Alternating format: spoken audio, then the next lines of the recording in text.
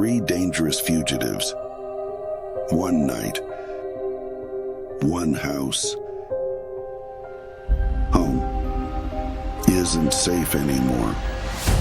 Hide the kids.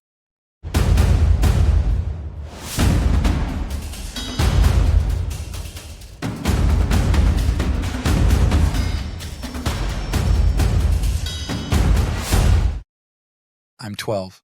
Now it's all on me.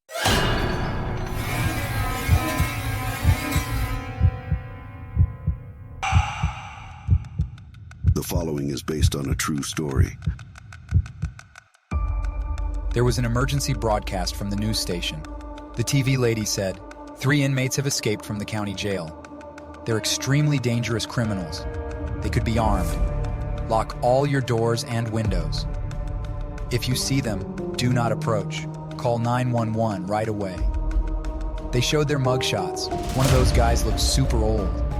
He had wrinkles all over his face, and he seemed really mad. He's got crazy eyes. The other 2 guys weren't as old. One of them had tattoos across his forehead, and the other one had a big scar running down his cheek. They looked like they could be in a video game or something, but way scarier. I felt like they were all staring at me. My stomach turned all funny. My little sister, Jenny, came over. She's only 8, and her face was all pale, like she'd seen a ghost. Her hand was cold and a little shaky when she took mine. Dad went right to the front door and did this big, loud click to lock it. Dad always makes me feel safe because he's tall and strong. But tonight he looked kind of worried. Like I've never seen his face look like that, you know? I could hear a dog barking from far away. It was like even the dog knew tonight was off. Finally, it was time for bed. As I lay in my room, it seemed darker than normal that night. I kept thinking about those criminals. What if they were out there, watching us right now? I couldn't fall asleep, probably too nervous. It was around 11 when I heard it. A noise. It was faint at first, like a distant tap. Tap, tap. But then it got louder. I jumped out of bed and ran to Jenny's room. She was sitting up, her eyes wide, and she whispered, "Do you hear that too?" I nodded, my heart pounding like crazy. Mom and Dad came in from the hallway. Dad had his rifle in hand. He whispered to Mom, "Hide the kids." Mom rushed us back into my room, pushed us into the closet. Her eyes looked kind of scared but determined, and her hair was all messy. Her hands were shaking, but she made sure we were hidden really good. There was this giant storage box that we used to store our winter blankets. She hurried me and Jenny into the box. Then she covered the box with blankets. "Stay in there," she whispered. "Whatever happened, don't come out. I'm gonna call the cops now." Before she could do that, I heard a crash, and Dad yelled, "Stop!" A shot was fired. Then there were a lot of screaming, furniture breaking, bodies tumbling sounds. It happened so quickly. I heard loud footsteps running up the stairs. Next thing I knew, Mom was screaming too. I could hear her voice becoming more distant. They must have dragged her downstairs. I heard more thumping and yelling, and my dad was screaming in pain. Then everything went quiet. Jenny's hand was clutching mine so tight it hurt, but I didn't dare tell her to let go. Just as I thought of coming out of the box to check on Mom and Dad, I heard footsteps coming up again. The footsteps stopped outside our room, and I heard someone say, "Check in there." The voice was all rough and mean. The door creaked open, and I could hear them moving around, poking under the beds, opening drawers. There was a pause, and then the sound of someone standing right at the closet door. I closed my eyes tight, praying they wouldn't find us. My heart was racing so fast, it felt like a race car going vroom vroom inside my chest. Jenny too. She squeezed my hand so tight, I could feel the sweat in her little palm. The closet door started opening, and it made this really loud, creaky noise, like in a scary movie. I literally stopped breathing. I shut my eyes really tight, hoping they were like magic shields or something. The smell from the bad guys was so gross it made my eyes water. It was like a mix of rotten eggs and, well, cat piss. Seriously, it smelled like they hadn't showered in years. Then, One of them spoke in a scratchy voice. "Come on, we're wasting time. There's no one here." And I was like, phew. Maybe my magic shield eyes actually worked. They left the room, and I could hear them moving down the hallway, checking the other rooms.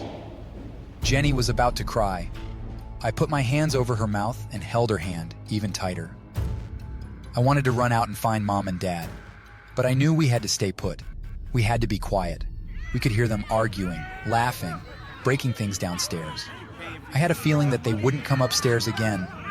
There was my opportunity to find help. I told Jenny to stay put in the box. She kept shaking her head and wouldn't let my hand go. "Jen, I gotta go find someone to help us. You understand? You'll be okay." I crawled out of the box super quiet like a ninja. I went to the window, and the cold glass felt like ice against my palm. I opened it up, and bam! This gust of cold wind smacked me in the face, like it was trying to tell me something.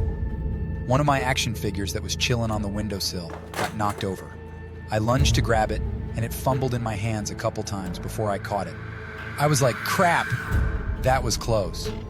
But just when I thought I was all good, another gust of wind came through and knocked over my toy robot. It hit the carpet with a thud. My heart stopped. I was like, shit. I froze. Didn't know what to do. I was all scared shitless, just listening, waiting to hear footsteps or something. My heart was pounding so hard, I thought it was going to jump out of my chest. But nothing happened. No footsteps, no yelling. Those guys continued their chatters downstairs. I let out a huge sigh and climbed onto the old tree, its bark scratching my hands like it was saying, "Hurry up, dude!" I dropped down and crept into the backyard, where I grabbed my bike as quietly as I could. I hopped on and started pedaling like mad, my wheels crunching on the gravel as I bolted out of there. Finally, I got to the George's house, which felt like it was a billion miles away, even though it was really like half a mile or something. I pounded on their door as I was gasping for air. Mr. George opened the door, looking really surprised to see me. "Fugitives." I was panting and pointing to the direction of our house. I said, "The fugitives are in our house. Help, please." Mr. George yanked me inside super quick, like he was pulling in a fish or something. I felt the door slam behind me. Mrs. George picked up the phone and was talking all quick and worried-like. She was pacing back and forth. You could hear the 911 operator through the phone, but I couldn't make out the words. Within a few minutes, I peeked out from their window and saw a bunch of red and blue lights swirling around. Sirens were howling like wolves. It was trippy, but also kind of awesome. Mr. and Mrs. George looked at each other, nodded, and were like, "Time to go, kiddo." They rushed me into their car. Mr. George drove like a race car driver, skidding a bit on the gravel as we shot back to my house. My heart was doing somersaults, man.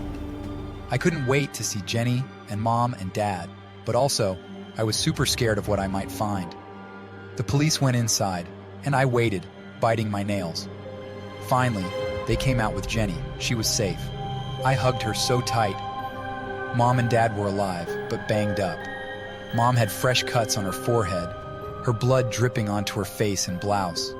Dad was in real bad shape, stabbed in the arm and leg, and I could tell by how he was breathing that his ribs were messed up. The ambulance didn't waste any time and took him straight to the ER. The fugitives? They vanished, probably escaped into the woods from our backyard. That's when it hit me. They knew where we live and now had Dad's rifle. Not good.